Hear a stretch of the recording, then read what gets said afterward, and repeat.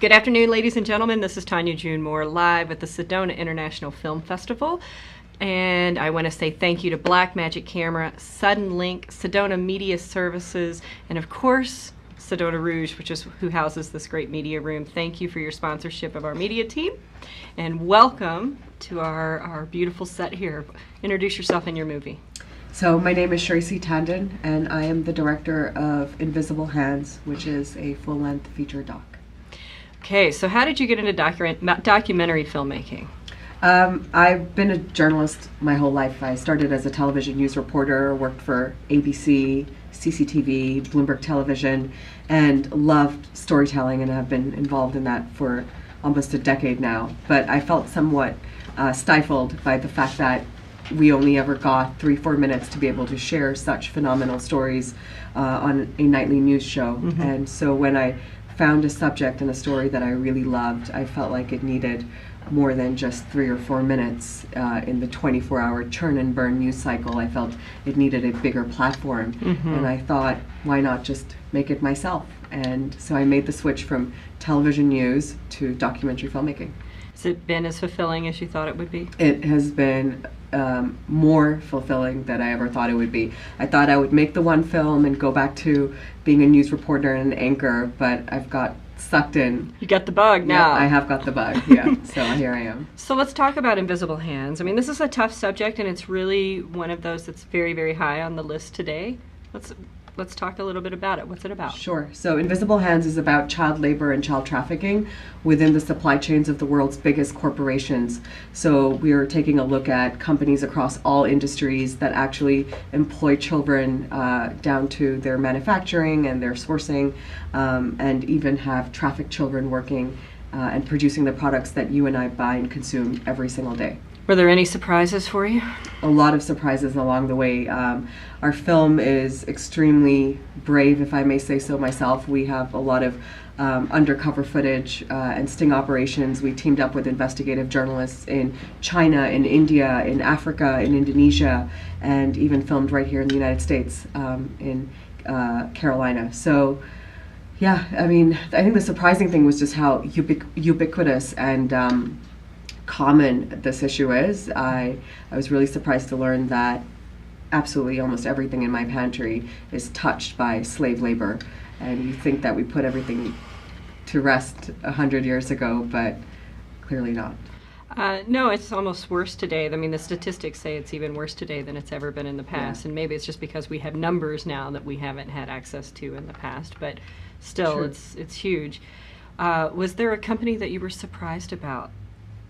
Good surprise or bad surprise? Let's do a good surprise. We're in Sedona. Oh, let's good not surprise. let's yeah, not do let's the keep negativity. The let's keep the spirits up. Yeah, a good surprise was Apple, actually. And really? Yeah. So I was really pleased to see that because I am an Apple fan and I have a lot of Apple products and that I use around the house and even for production and filmmaking. And so I was really happy to see that they're a company that has really sort of been setting the bar really high in terms of transparency and who their manufacturers are and where our iPhones and our iPads and MacBooks get made, and also setting really good, tough regulations on making sure that there's no slavery in their supply chain. I love that. Yeah. And thank you for that. We love good news. Thank you, Apple. Yes. As if I don't love you enough. I got to love you more now. One more reason to support them, right? Yes, absolutely. Yeah. And so my next, you're here in Sedona, and you've been to the UN with this film. What was that like? That was incredible to have the support of the United Nations. So that's where we premiered the movie 10 days ago, and to have the support of the UN and to have directors at the UN from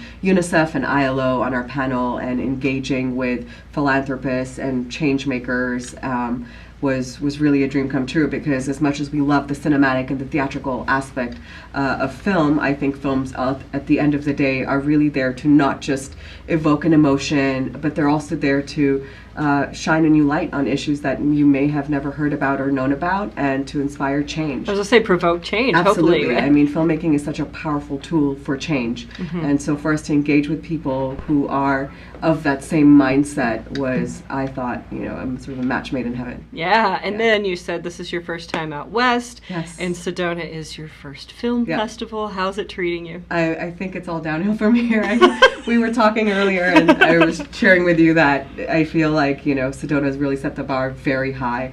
It's great to be in a city that is just not just aesthetically so beautiful and pleasing, but to be around people and locals who are such film buffs and movie lovers. And yeah, I come from New York, so you were just waiting for the other shoe to drop. Yeah. So for us to kind of have that warmth and reception and love, which we don't often see in New York, is great, but it has its sort of pitfalls. It was really nice to be out here.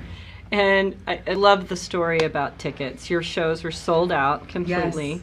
Yes. And please share that story with the So festival. I was on a hike actually yesterday around Antelope Canyon and Horseshoe Bend, and I met a couple on my tour who wanted to buy tickets to my film, but the film was sold out, so I ended up giving them my 2 filmmaker comp tickets. And then I was in an Uber from my hotel to the venue, and the Uber driver and his wife were trying to get tickets as well, but I had literally none left because I'd given my comp tickets the day before, and they couldn't do it online, and so unfortunately, I couldn't help them, but it was really nice to see that there were people that I had met who were going to be in the audience. Right. And then how was the Q&A? I mean, this seems like a movie that people would really embrace. I was pleasantly surprised to see how many people, almost the whole room, stayed back for the Q&A, which is very rare because usually people are off running to the next film once one is over. People were very engaged, and the question that kept coming up again and again is, how can I help and what can I do, and where else can we learn and see? And so again, going back to that change maker aspect of filmmaking, it was nice to see that a lot of people were going to hold on to this and sort of the learnings. It's nice that we're not just a woo-woo city. We actually care about exactly. the big world out there, even though we're kind of in a sweet little bubble here. Well, I do want to see if anybody has questions. Yes? Obviously, you've had like an immense amount of success at such a young age, like becoming the youngest Bloomberg TV reporter at 25. Do you ever find that because of your young age, you run into a lot of skepticism from people about what you can accomplish? Yes, absolutely, I do. And that's a great question because someone today actually said to me, how old are you, 14? Are you the child that's being featured in this child labor Congratulations! film? And I said, yes, I'm the trafficked child in my movie. So I do run into a lot of skepticism, but I feel like truly this is such a cliche. Age is just a number. You have CEOs and entrepreneurs and leaders at such a young age. I think ultimately it all depends on where your heart and your head is at and how committed you are to it. There's no limit to what you can or can't do, and no age that defines that. But yes, I do often get a very surprised look when someone says, "Oh, you're the director?" You definitely have an old soul. We would call that an old soul. Somebody who really is beyond their years. Yeah. So congratulations with that, because that's a really beautiful gift, I believe. Yeah. So where can people out there in the Webiverse catch your film or keep up with you until you release it? Yes, so we are across social media. We're on Facebook, on Instagram, on Twitter, Invisible Hands Movie. We're launching our website in a couple of days, invisiblehandsmovie.com. We are doing the film festival circuit over the next couple of months. We will also be having a theatrical release, East Coast, West Coast, around early summer. So if you follow us on social media, you'll get all the updates. And wonderful. And so please check it out, Invisible Hands. I think this is a really poignant movie in a time that it's very timely right now with what's going on. And I'm glad that you're having a huge amount of success with it.